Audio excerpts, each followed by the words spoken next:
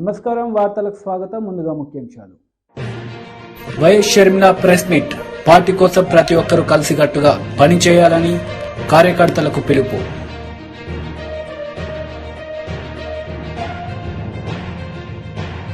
పత్తికొండలో కదలిన బహిరంగ సభలో టీడీపీ అధినేత నారా చంద్రబాబు నాయుడు అధికారంలోకి వస్తే కరెంట్ బిల్లులు తగ్గిస్తారని హామీ. పత్తికొండలో కదలిరా బహిరంగ సభలో టీడీపీ అధినేత నారా చంద్రబాబు నాయుడు పాల్గొన్నారు. ఈ సందర్భంగా ఆయన మాట్లాడారు. ప్రతి ఇంటిని, ప్రతి ఊరిని, ప్రతి ప్రాంతాన్ని నాశనం చేసిన చరిత్రహీనుడు ఈ జగన్మోహన్ రెడ్డి. ఈ జగన్కు తెలిసింది రద్దులు, గుద్దులు, బొక్కుడు, నొక్కుడు, కూల్చివేతలు, దాడులు, కేసులు తప్ప ఏమీ తెలియదు. అందుకే 5 ఏళ్లు బాధపడుతున్నాం. నేను అందుకే భరోసా ఇవ్వడానికి వచ్చా. మళ్లీ మీ భవిష్యత్తు బంగారు భవిష్యత్తు చేసే బాధ్యత తెలుగుదేశం, జనసేన తీసుకుంటామని చెప్పి నేను మీ అందరికీ విజ్ఞప్తి చేస్తున్నా. ఈ జిల్లా ఉంది 365 కోట్లతో జైన్ ఇరిగేషన్ ప్రాజెక్ట్ ని మొదలుపెట్టాను. దాన్ని కూడా నిలిపేశాడు. నేను అడుగుతున్నా, అది ఆ ప్రాజెక్ట్ వచ్చుంటే మైక్రో ఇరిగేషన్ లో మంచి ప్రాజెక్ట్ అయ్యేది. నేనున్నప్పుడు రాయలసీమకి, ఈ కరువు ప్రాంతాలకి 90% సబ్సిడీతో డ్రిప్ ఇరిగేషన్ ఇచ్చారు. ఈరోజు ఉందా తమ్ముళ్ళు అని మిమ్మల్ని అడుగుతున్నా. మళ్లీ హామీ ఇస్తున్నా. ఇప్పుడే శ్యాంబాబు అడిగినట్టు మళ్లీ 90%తో డ్రిప్ ఇరిగేషన్ ఇచ్చే, సబ్సిడీతో డ్రిప్ ఇరిగేషన్ ఇచ్చే బాధ్యత నాదని మా రాయలసీమ ప్రజలందరికీ తెలియజేస్తున్నా.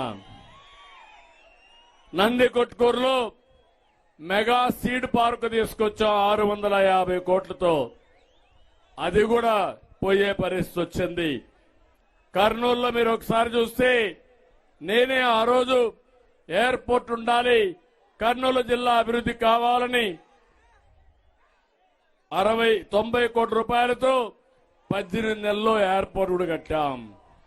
ఇంకో పక్క ఓర్వకల్లో ఇండస్ట్రియల్ టౌన్షిప్ క్రియేట్ చేశాం. ఆ రోజు నేను ఒకటే చెప్పాను, కర్నూలుని అభివృద్ధి చేయడం కోసం హైకోర్టు బెంచ్ కూడా ఇక్కడ పెడతానని చెప్పిన పార్టీ తెలుగుదేశం పార్టీ. ఇతను వచ్చి మాయ మాటలు చెప్పాడు. ఏది పెట్టే పరిస్థితి లేదు. మళ్లీ హామీ ఇస్తున్నా, కర్నూలులో హైకోర్టు బెంచ్ పెట్టే బాధ్యత తెలుగుదేశం పార్టీ తీసుకుంటామని చెప్పి కూడా నేను మీకు తెలియజేస్తున్నా. ఈ రోజు ఇక్కడ నేను చూస్తున్నాను, విండ్ ఎనర్జీ, గాలితో కరెంటు తీయడం. ఈ కర్నూలు జిల్లాని సోలార్ గాని, విండ్ ఎనర్జీ గాని చేసి మీకు ఎలాంటి ఇబ్బందులు లేకుండా చేయాలని, కరెంటు ఛార్జీలు తగ్గించాలని ఆలోచించాను. నేను ఈరోజు అడుగుతున్నా మిమ్మల్ని, ఈ ముఖ్యమంత్రి చెప్పింది కరెంటు ఛార్జీలు తగ్గిస్తానని చెప్పాడు. తగ్గించాడా తమ్ముళ్ళు అని మిమ్మల్ని అడుగుతున్నా. 9 సార్లు పెంచాడు, అవునా కాదా అని మిమ్మల్ని అడుగుతున్నా. ఒకప్పుడు 200 రూపాయలు కరెంటు ఛార్జీ, ఇప్పుడు ఎంత ఉందా అని మిమ్మల్ని అడుగుతున్నా. 1000 రూపాయలు అవునా కాదా అని మిమ్మల్ని అడుగుతున్నా. అంటే ఇష్టానుసారంగా కరెంటు ఛార్జీలు పెంచి అవినీతికి పాల్పడి మిమ్మల్ని అందరినీ దగా చేసే పరిస్థితికి వచ్చాడు. మళ్లీ హామీ ఇస్తున్నా, కరెంటు ఛార్జీలు పెంచకుండా నాణ్యమైన కరెంటును మీకు ఇచ్చే బాధ్యత తెలుగుదేశం పార్టీ తీసుకుంటామని మీ అందరికీ హామీ ఇస్తున్నా. ఇంకో పక్క ఈ కర్నూలు జిల్లాలో సోలార్, విండ్ కరెంటు తయారు చేస్తాం, పంప్డ్ ఎనర్జీ కూడా పెడతాం. సబ్ స్టేషన్ వారిగా కరెంటు తయారు చేసుకుని అక్కడనే సమర్థవంతంగా ఎంత కరెంటు వినియోగానికి కావాలనో ఇచ్చే బాధ్యత తెలుగుదేశం పార్టీ తీసుకుంటామని కూడా మీకు హామీ ఇస్తున్నా. రైతులందరికీ ఒకటి హామీ ఇస్తున్నాను, మీకందరికీ సోలార్ ఎనర్జీ ఇచ్చి మీరే కరెంటు ఉత్పత్తి చేసుకుని మీకు అవసరమైన కరెంటు వాడుకుని అవసరమైతే మీ ఇండ్లు కూడా వాడుకుని మిగులు కరెంటు గవర్నమెంట్కి ఇచ్చేట్టుగా ఏర్పాటు చేసే బాధ్యత నాది. దానివల్ల మీకు వైఎస్ షర్మిలారెడ్డి మీడియా సమావేశం నిర్వహించారు. ఈ సందర్భంగా ఆమె మాట్లాడుతూ ప్రతి ఒక్కరూ పార్టీ కోసం కలిసికట్టుగా ఉండి పనిచేయాలని ఆమె పిలుపునిచ్చారు.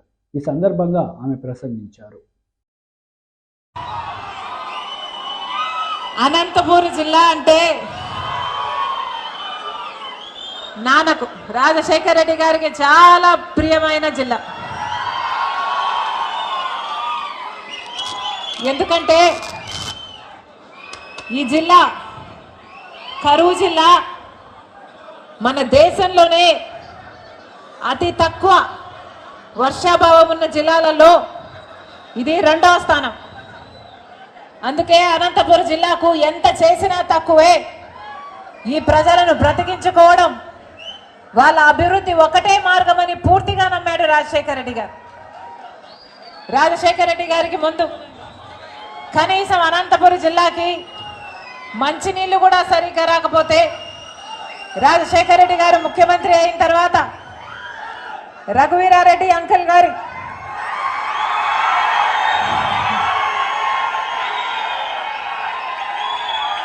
తాతగారి పేరు మీద రఘువీరారెడ్డి అంకుల్ గారి తాతగారి పేరు మీద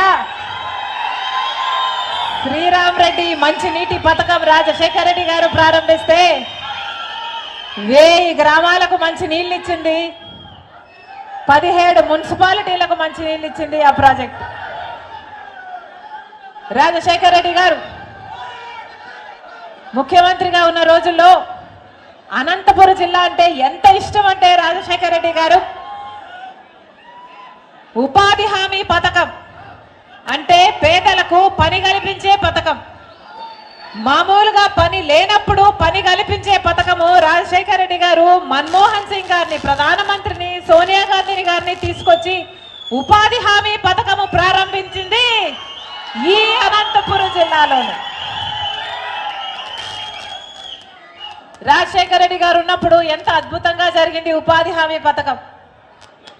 ఇప్పుడుందా ఆ పరిస్థితి? ఉపాధి హామీ పథకము ఎవరికైనా హామీ ఇస్తుందా? ఎవరికైనా భరోసాను కల్పిస్తుందా? ఎవరికి కల్పించడం లేదు. రాజశేఖర రెడ్డి గారు ముఖ్యమంత్రిగా ఉన్నప్పుడు ఇదే అనంతపురం జిల్లాలో 20 లక్షల ఎకరాలకు పైన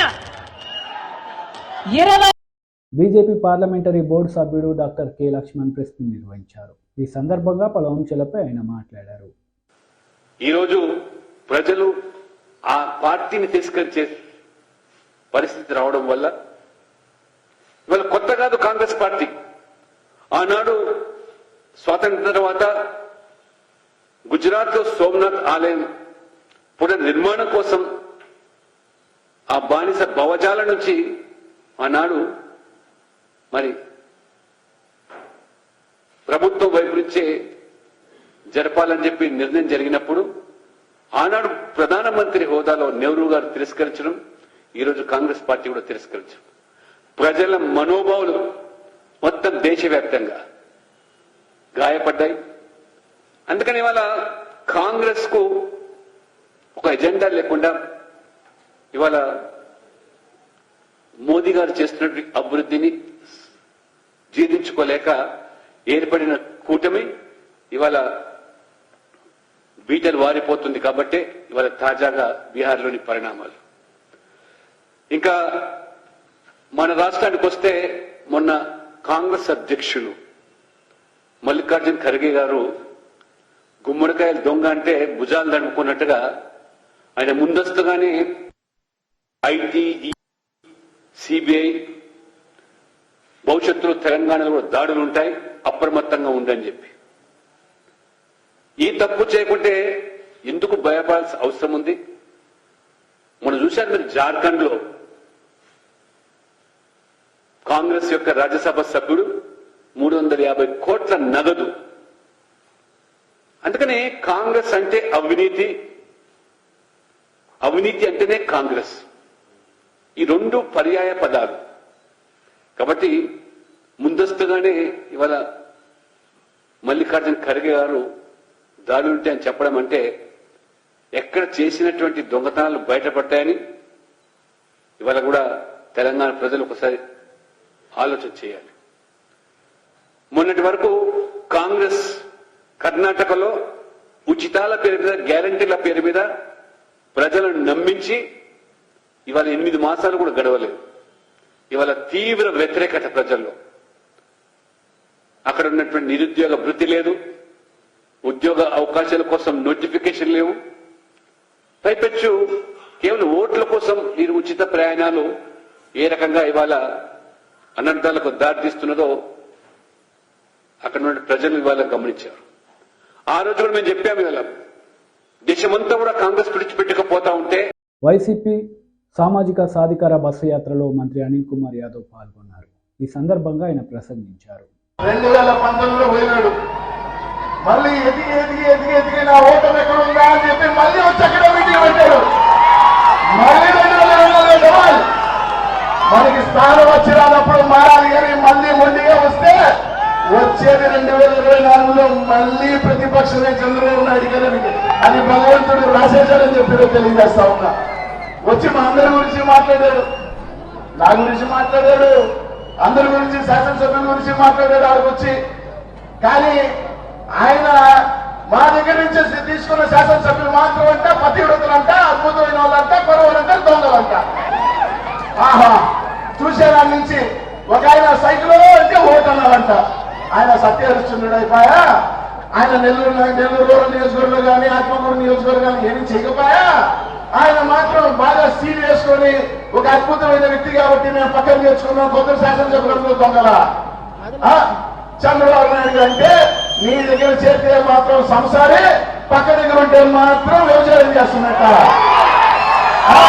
ఈ రోజు వైఎస్ఆర్ కాంగ్రెస్ పార్టీలో పోటీ చేస్తున్న శాసనసభ్యులందరూ కూడా జగన్మోహన్ రెడ్డి గారిని, ఒక పార్టీని, జగన్మోహన్ రెడ్డి గారిని చూసి వేసిన ప్రజలకి ఈ రోజు నమ్మకంగా ఈ రోజు నిలబడిన శాసనసభ్యులని చెప్పి మేము అందరూ కూడా తెలియజేస్తున్నా. పోటీ చేసిన ప్రతి ఒక్కరు కూడా ఈరోజు 2014లో కానీ, 19లో కానీ, 24లో కానీ, 29లో కానీ, 34లో కానీ కలవరంలో జగన్మోహన్ రెడ్డి గారు ఉండే శాసనసభ్యులు చెప్పి తెలియజేస్తా ఉన్నా. నువ్వు తెచ్చుకున్నావు నా ఎత్తిరైతే వేదిక మీద ఉన్నారో ఎవడు ఏ పక్క ఉంటాడో తెలియదు. 2024 పక్కన నీ పక్కన ఉంటాడో కూడా తెలియని పరిస్థితుల్లో ఈ రోజు నువ్వు వచ్చి నెల్లూరు నగరంలో మా గురించి మాట్లాడుతున్నావంటే ఇంతకన్నా దౌర్భాగ్యమైన పరిస్థితి లేదని చెప్పి తెలియజేస్తా ఉన్నా. మరొకటి, నిన్న చూసా ఏబిఎన్లో అనిల్ అలిగి వెళ్ళిపోయాడు.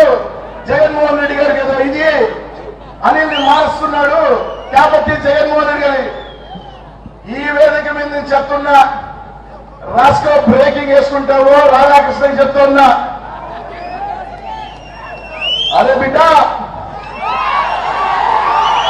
అనేక సార్లు చెప్పా, మళ్ళీ చెప్తున్నా, చాలా సార్లు చెప్పా, మళ్ళీ చెప్తున్నా. జగన్ అన్న ఏది చెప్తే అదే శిరోధారి అనుకుని భావించే వ్యక్తిని అనిల్ కుమార్ యాదవ్. నన్ను పిలిచి ఇక్కడికి వెళ్ళు అంటే శిరస వహించి పోతా జగనన్న కోసం అని చెప్పే. అలాగే ఈరోజు జగనన్న నర్సరావుపేట పొమ్మన్నా పోతా, లేకపోతే ఇంకో దగ్గరికి పొమ్మన్నా పోతా, ఇంకో ఎంపికన్నా పోతా. 2 సార్లు శాసనసభ్యుని చేశాడు, మంత్రిని చేశాడు. ఈ రోజు గూడూరులో నిలబడి 10 మంది నా కోసం చప్పట్లు కొట్టినా, నేను ఇంకో ప్రాంతానికి పోయి నా దగ్గర వచ్చి సెల్ఫీ తీసుకున్నా, నేను చిత్తూరుకి వెళ్ళి ఇంకో మూలకి వెళ్ళి నా 10 మంది నన్ను గుర్తించినా, లేకపోతే ఎయిర్పోర్ట్ లో నిలబడి సెల్ఫీ తీసుకున్నా, అది ఎంతో కూడా జగన్మోహన్ రెడ్డి గారి చొరవ. జగన్మోహన్ రెడ్డి మినిస్టర్ కాకాని గోవర్ధన్ రెడ్డి మీడియా సమావేశం నిర్వహించారు. ఈ సందర్భంగా టీడీపీ నేతలపై ఆయన మండిపడ్డారు. వచ్చేస్తుంది, నేరుగా రైతులకు ఇస్తున్నాం. ఎరువులు ఏ విధంగా ఇస్తున్నాం? నీ హయాంలో ఎరువులకు సంబంధించి సరైనటువంటి ఇది లేక రైతులకి అధిక ధరకు అమ్మారు డీలర్. నీకు ఎప్పుడన్నా నియంత్రణ ఉన్నదా? మీరేం చెప్పారు?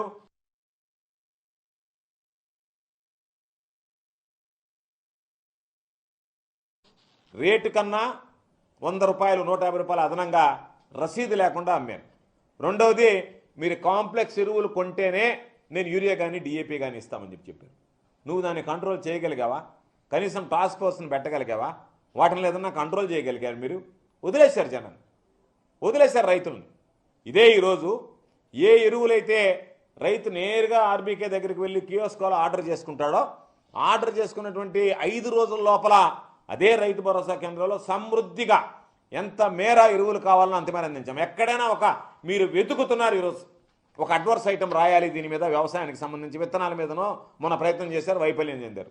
ఎరువుల మీద రాయాలని చూస్తున్నారు, ఎక్కడ రాయలేకపోతున్నారు. రాయడానికి మీకు చేయి రావటంలే, అవకాశం దొరకటంలే.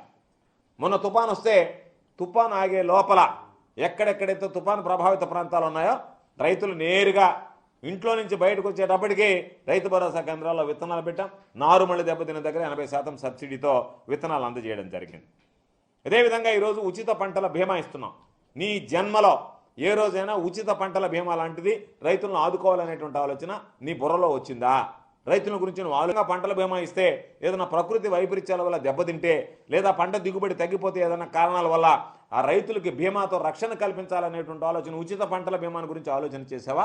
జగన్మోహన్ రెడ్డి గారు ఆలోచన చేశారు, ఈ ప్రభుత్వం ఆలోచన చేసింది. రైతులు ₹1 ప్రీమియం కట్టాల్సినటువంటి అవసరం లేకుండా మొత్తం ఈరోజు ప్రభుత్వమే భరించి రైతులకు ఉచిత పంటల బీమా కింద దిగుబడి తగ్గితే ఈరోజు పంటలకు సంబంధించినటువంటి ఆ రక్షణ కల్పించేటువంటి అవకాశం ఈరోజు జగన్మోహన్ రెడ్డి గారు తీసుకోవడం జరిగింది. అదేవిధంగా నువ్వు ఇంకొక మాట చెప్పావు, గిట్టుబాటు ధర గురించి మాట్లాడుతున్నావు. నేను ఈరోజు ఛాలెంజ్ విసురుతున్నా. గిట్టుబాటు ధరకు సంబంధించి గిట్టుబాటు ధర లేకపోతే చేతులు ఎత్తేసావు. ధాన్యం కొనుగోలు కేంద్రాలు ఓపెన్ చేయలేకపోయావు. ధాన్యం కొనుగోలు కేంద్రాల్లో ధాన్యం కొనకుండా పోయావు. ఆ రోజు ప్రతిపక్షంలో మేము అడిగితే అధికారులు చెప్పినటువంటి మాట, మాకు ఇంతకన్నా మించి కొనొద్దన్నారు, మాకు కోటా విధించారు, ఇదిగో మేము ఇన్ని టన్నులే కొంటాం, ఇన్ని టన్నులు మించి మేము కొనము అని చెప్పారు. ప్రభుత్వం ఏమో ప్రతి గింజ కొంటాం అని స్టేట్మెంట్ ఇస్తే ఆ రోజు కమిషనర్ సివిల్ సప్లైస్ దగ్గర నుంచి, డిస్ట్రిక్ట్ సప్లై ఆఫీసర్ దగ్గర నుంచి, డిఎం సివిల్ సప్లైస్ దగ్గర నుంచి, కలెక్టర్ దగ్గర నుంచి జాయింట్ కలెక్టర్ దాకా అందరిని అడిగితే, సార్ మాకు ఇచ్చినటువంటి పరిమితి అయిపోయింది, మాకున్నటువంటి కంప్యూటర్ క్లోజ్ అయిపోయింది, ఇంకా మాకు వెయ్యి బిర్చి మీరు తీసుకొచ్చినా, వెయ్యి స్లిప్స్ ఇచ్చినా కూడా, వేమెంట్ స్లిప్స్ ఇచ్చినా కూడా ఇంకా జనరేట్ కాదు, మేము కొనలేము అని చెప్పి కనీసం ఏదో మొక్కుబడిగా మేము ధాన్యం కొనుగోలు చేసాము అని చెప్పి నువ్వు కొనుగోలు చేపట్టావు తప్ప రైతులు పండించినటువంటి ధాన్యాన్ని పూర్తిగా సంపూర్ణంగా కొనుగోలు చేయాలనేటువంటి ఆలోచన నీకు కలిగిందా? ఈరోజు నేరుగా ఆర్బీకేల దగ్గర BJP AP minority Morcha press Shaik Baji press meet నిర్వహించారు. ఈ సందర్భంగా పలు అంశాలపై ఆయన మాట్లాడారు. దేశంలో గతంలో పద్మశ్రీ, పద్మభూషణ్, పద్మవిభూషణ్ అంటే ఆ ఎంపిక విధానం తీరుతెన్నులన్నింటినీ కూడా మార్చి ఇది ఉన్నతమైనటువంటి వాళ్ళకి, లేకపోతే రాజకీయంగా పదవులు ఉన్నటువంటి వాళ్ళకి, లేకపోతే రాజకీయ చరిత్ర నేపథ్యం ఉన్నటువంటి సంబంధం ఉన్న వాళ్ళకి కాకుండా అనేక రంగాలలో నిష్ఠానుతులైనటువంటి వ్యక్తులు, అది భూమిని దున్ని సాగు చేసేటువంటి కూలి కానీ, వ్యవసాయం చేసేటువంటి రైతు కానీ, సామాజిక లక్ష్యంతో కానీ, సైన్స్ అండ్ టెక్నాలజీ కానీ, విద్యాపరమైనటువంటి కానీ, లేకపోతే సంస్కృతిపరమైనటువంటి అంశాల్లో కానీ అనేక మంది అయినటువంటి వ్యక్తుల్ని పద్మశ్రీలుగా, పద్మభూషణలుగా గుర్తించినటువంటి గొప్ప ప్రభుత్వం, గొప్ప దార్శనికమైనటువంటి ప్రధానమంత్రి నరేంద్ర మోడీ గారు అని చెప్పి గర్వంగా తెలియజేస్తూ ఉన్నాం. అదేవిధంగా ఆంధ్రప్రదేశ్లో కూడా ఏదైతే వెనకబడినటువంటి ముస్లిం అయినటువంటి షేక్ హసన్ గారు, ఆయనకి పద్మశ్రీ ఇవ్వడం జరిగింది. అదేవిధంగా తృణధాన్యాలకు సంబంధించినటువంటి నిపుణుడు ఖాదర్ వలీ గారు, వారికి పద్మశ్రీ ఇవ్వడం జరిగింది. నిన్న 2024 పద్మశ్రీలో ఖలీల్ అహ్మద్ అని చెప్పినటువంటి నేత పని చేసేటువంటి, కార్పెట్లు వీవర్ చేసేటువంటి వ్యక్తికి పద్మశ్రీ ఇచ్చి దేశంలో ముస్లింలైనా కానీ, ఎక్కడ అనగబడినటువంటి వారైనా సరే, వృత్తులలో రాణించినటువంటి గొప్పవాళ్ళైనటువంటి వాళ్ళని గౌరవించుకున్నటువంటి విధానం ఎందుకు జరిగింది అని అంటే, ఈ దేశంలో మైనారిటీలు, మెజారిటీలు అనేటువంటి వ్యత్యాసం లేకుండా సబ్కా సాత్, సబ్కా వికాస్, సబ్కా విశ్వాస్ అనేటువంటి మాట ఏదైతే ఉందో దాన్ని రుజువు చేసినటువంటి ప్రధానమంత్రి నరేంద్ర మోడీ గారు. ఇది మనం ఊహించలేం. ఎక్కడో మారుమూల ప్రాంతాల్లో అనాథ శవాలకు దహన సంస్కారాలు చేసేటువంటి ఒక ముస్లిం ఉంటే ఆ ముస్లిం తీసుకొచ్చి పద్మశ్రీ ఇస్తారనేటువంటి ఆలోచన చేయలేం. మొన్న ఎవరైతే ఒక యూపీ నుంచి ఒక ముస్లిం చెప్తా ఉన్నాడు, రసూల్ అహ్మద్ అని చెప్పని, నేను అనేక సార్లు పద్మశ్రీ కోసం నేను ప్రయత్నం చేశాను, నాకు అవ్వలేదు. నరేంద్ర మోడీ గారు వచ్చిన తర్వాత నేను ముస్లిం కాబట్టి నాకు ఎట్టి పరిస్థితిలో రాదు అనుకున్నాను. నా యొక్క ఆలోచనలు తల్లకిందులు చేస్తూ మీరు నాకు పద్మశ్రీ ఇచ్చారనంటే దేశం చూసింది ఆయనలో ఉన్నటువంటి పనితనాన్ని, నైపుణ్యాన్ని, గొప్పతనాన్ని కానీ మతాన్ని కాదని చెప్పని రుజువు చేసినటువంటి ప్రధానమంత్రి నరేంద్ర మోడీ గారి యొక్క మాట ఆదర్శనీయమైనటువంటి అంశం. ఈ రోజున మైనారిటీల యొక్క అభ్యున్నతి దేశ సమాజంలో కలిసి జరగాలని చెప్పని భారతీయ జనతా పార్టీ కోరుకుంటూ ఉంటుంది. మెజారిటీల యొక్క అభివృద్ధి కూడా సమాజ అభివృద్ధిలో జరగాలని కోరుకుంటూ ఉంది. 140 కోట్ల మంది ఏదైతే భారతీయులు ఉన్నారో అందరి అభ్యున్నతే నా లక్ష్యం అని చెప్పేటువంటి నరేంద్ర మోడీ గారి యొక్క నాయకత్వంలో ఆయన్ని ప్రశ్నించినటువంటి గతంలో ఒక మాట మీ ముందుంచుతా ఉన్నాను. మీ మతం ఏమిటి అని ఆయన ప్రశ్నించినప్పుడు ఏ మతానికి మీరు అనుకూలంగా పనిచేస్తారన్నప్పుడు భారత్ నా మతం అని చెప్పినటువంటి ప్రధానమంత్రి ఈ దేశ చరిత్రలో నరేంద్ర మోడీ గారు అని చెప్పని సందర్భంగా తెలియజేస్తా ఉన్నాను. మరి ఏ గ్రంథం ఆధారంగా మీరు రాజనీతిని పరిపాలిస్తారని చెప్పని అడిగినప్పుడు ఈ దేశానికి ఉన్నటువంటి ఒకే ఒక గ్రంథం, అది రాజ్యాంగమే. ఆ రాజ్యాంగం ప్రకారం పరిపాలిస్తారని చెప్పినటువంటి నరేంద్ర మోడీ గారి యొక్క ఔచిత్యమైనటువంటి ఆలోచనపరమైనటువంటి విషయాన్ని మీ ముందుంచుతా ఉన్నాను. అయితే ఏ విధంగా అయితే నరేంద్ర మోడీ గారి యొక్క ఆలోచన జరుగుతుందో ఇదే రాష్ట్ర కార్యాలయంలో జనవరి 15వ తేదీన పద్మశ్రీ అవార్డు గ్రహీతలైనటువంటి మహబూబ్ కాళీషావలి గారిని, వారి దంపతుల్ని మా రాష్ట్ర బీజేపీ అధ్యక్షులు దగ్గుబాటి పురంధేశ్వరి గారి యొక్క చేతుల మీదుగా సన్మానం చేసుకోవడం జరుగుతూ ఉంది. అదేవిధంగా నిన్న గణతంత్ర దినోత్సవం రోజున జనవరి 26న దేశంలో పింగళి వెంకయ్య గారి వారసత్వంగా జెండాలు ఎవరు అమ్మకూడదు, కొనకూడదు, జాతీయ జెండాన్ని అమ్మకూడదు, కొనకూడదనే నినాదం మీద దాదాపు 26 సంవత్సరాల నుంచి సామాజిక సేవ చేస్తున్నటువంటి సమాజ సేవకుడు జెండా సుబాని అనేటువంటి ఏలూరు అనేటువంటి ఒక పెద్దలు ఎవరైతే ఉన్నారో వారిని నిన్న రాష్ట్ర అధ్యక్షుల వారు పురంధేశ్వరి గారి చేతుల మీదుగా, జాతీయ కార్యదర్శి సత్యకుమార్ గారి చేతుల మీదుగా వారిని సన్మానం చేసుకోవడం జరిగింది. ఈ రోజున మనం చూస్తూ ఉన్నాం సరికొత్త రాజకీయాలు, కొత్త పార్టీ నాయకులు, పాత సీసాలో కొత్త సారాలాగా వచ్చినటువంటి రాష్ట్ర ముఖ్యమంత్రి యొక్క చెల్లెలు, నిన్నటి వరకు జగన్ రెడ్డి, నేడు జగనన్న, రేపు ఏమవుతాడో చూద్దాం అనేటువంటి పరిస్థితిలో ఉన్నటువంటి లెక్కలో ఉన్నటువంటి వివాదాస్పదమైనటువంటి అంశాన్ని వారు లేపినందుకు వారికి. వార్తలు ముగించే ముందు ముఖ్యాంశాలు మరోసారి. YS Sharmila press meet. Party కోసం ప్రతి ఒక్కరూ కలిసికట్టుగా పనిచేయాలని కార్యకర్తలకు పిలుపు.